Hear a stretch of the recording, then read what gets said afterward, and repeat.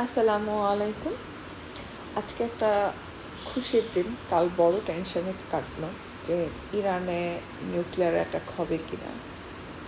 তো সত্যি কথা বলতে গেলে কাল রাতে আমি নিজেও দ্বিধাদ্বন্দ্বে ভুগছিলাম, কারণ ট্রাম্পের হামকি নামকি তেমনই মনে হয়েছিল। পুরো সভ্যতাই নাকি ধ্বংস করে দেবে, যত গর্জে আসলে তত বর্ষে না। কথাটা এখন আমেরিকার জন্য খাটে, আর ডোনাল্ড ট্রাম্পের মতো প্রেসিডেন্ট মুসলমানদের জন্য আমি মনে করব আশীর্বাদ। সেটা আর একটা ভিডিওতে আলাপ করব, কেন ট্রাম্প মুসলমানদের জন্য ভালো।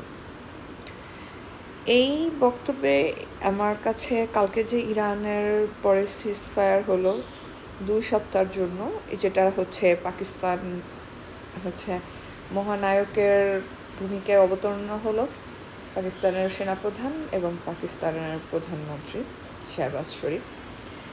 যাই হোক, পরে একটা বিতর্কও হলো পাকিস্তানের শেহবাজ শরীফের সোশ্যাল মিডিয়ার এক্সে পোস্ট দিয়ে, যেটা মনে হচ্ছে যে আমেরিকার কারো কিছু লিখে দেওয়াটা, যেটা উনি জাস্ট রিপোস্ট করেছেন। যাই হোক, এটা নিয়ে সোশ্যাল মিডিয়ায় অনেক বেশি কানাঘুষা, এটাও ভাইরাল হয়ে গেছে। এখন হলো সিজফায়ার কেন করলো?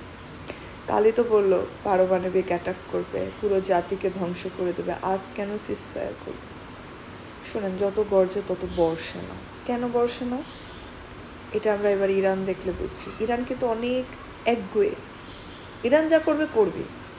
আপনি ইরানকে মারেন, কাটেন, যাই করেন, ইরানকে কালকে বলছে যে পাওয়ার প্ল্যান্ট ধ্বংস করবে, ইরানের গুরুত্বপূর্ণ স্থাপনা ধ্বংস করবে।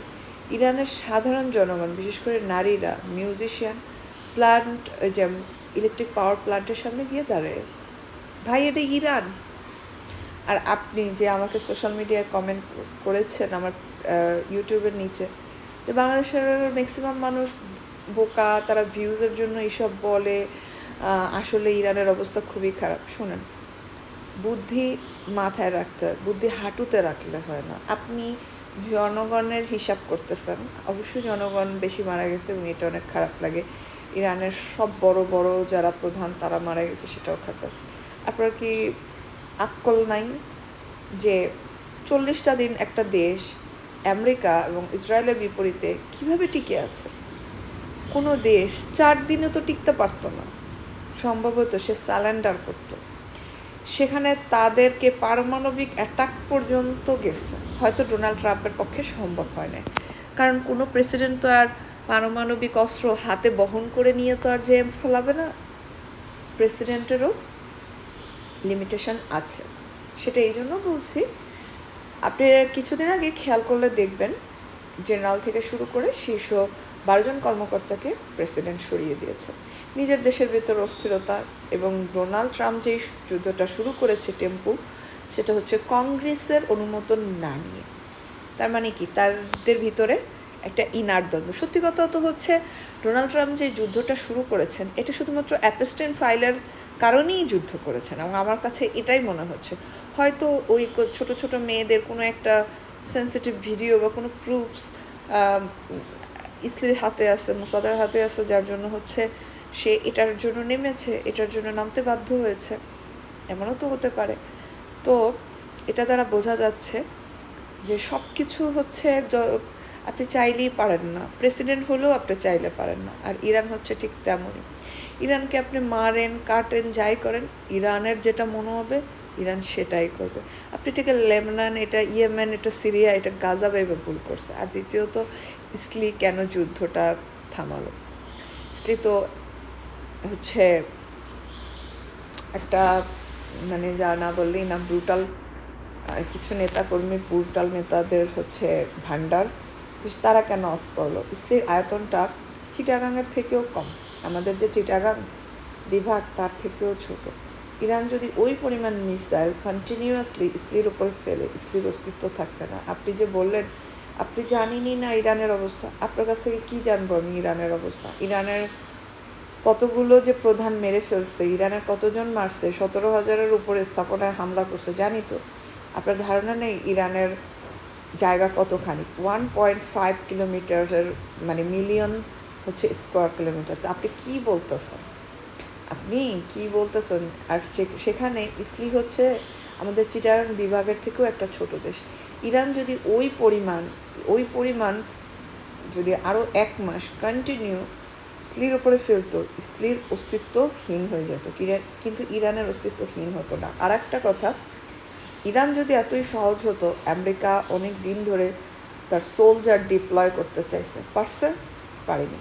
কেন পারেনি?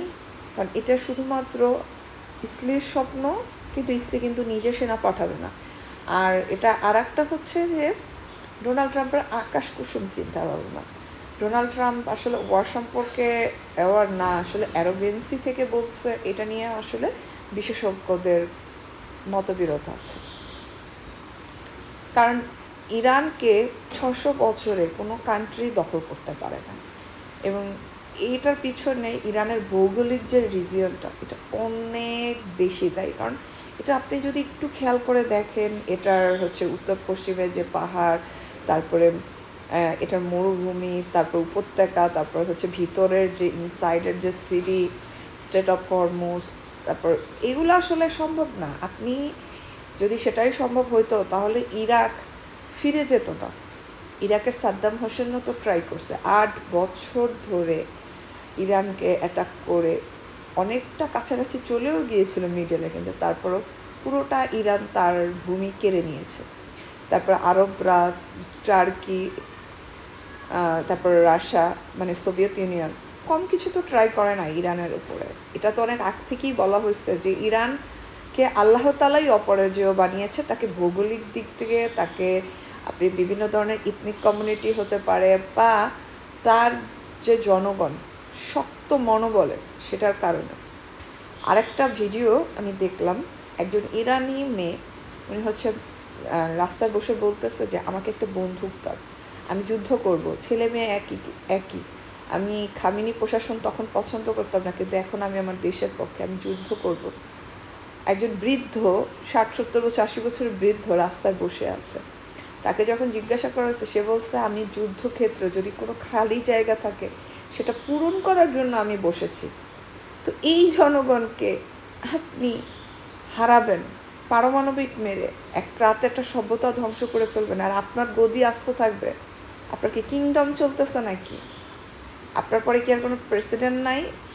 আর আপনাকে সরানোর মতো আর অন্য কেউ নেই? আপনাদের সিনেটর নেই? এটা কি হয় বলেন? যাই হোক, এমনটা হবারই কথা ছিল। তবে অনেক ডোনাল্ড ট্রাম্প টেম্পো মামার হামকি ধামকিতে আমাদের মতো সাধারণ যারা জনগণ বা আশেপাশে সবাই ভয় পেয়ে গেছিলাম পারমাণবিক কী হবে। তবে এটা বুঝেছি যে যে কোনো সময় এটা স্টপ হবে, কারণ ডোনাল্ড ট্রাম্প টেম্পুর সাথে তার আশেপাশের যারা ন্যাটো, তার সাথে কারোর সাথে সম্পর্ক ভালো না। তার অ্যারোগেন্সির জন্য তাদের এই